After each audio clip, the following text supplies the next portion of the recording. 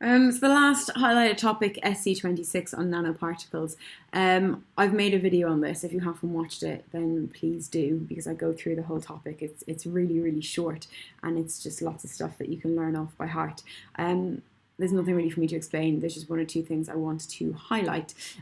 First thing I want to highlight is when it comes to all of this stuff here on ceramics and polymers and metals and all the rest of it, you don't need to learn all of this information off by heart.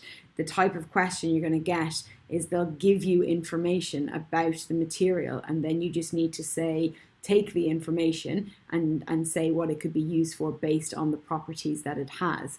So if you look at the kind of questions that come up on that kind of stuff, yeah, here they tell you about the density, whether it conducts electricity, whether it's resistant to corrosion, and then they ask you then to explain which is most suitable for use in electrical circuits. So when you want something to be used in electrical circuits, it has to be a good conductor of electricity. So you're going to pick the metal. So they'll basically give you the properties and then ask you to link it to a use, or they'll give you the uses and ask you to link it to a property. So you don't need to learn all of this content off by heart. You just need to practice answering some of the questions, just so you get used to them.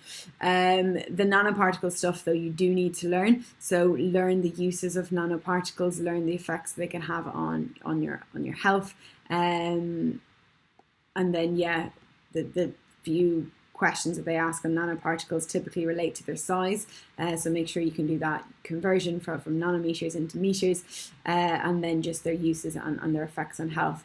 It's very straightforward. There's not a lot of content here, but do make sure that you know it, and they should be easy marks that everyone's able to pick up. If you haven't already, please watch the video that I made on nanoparticles. I go through everything in more detail.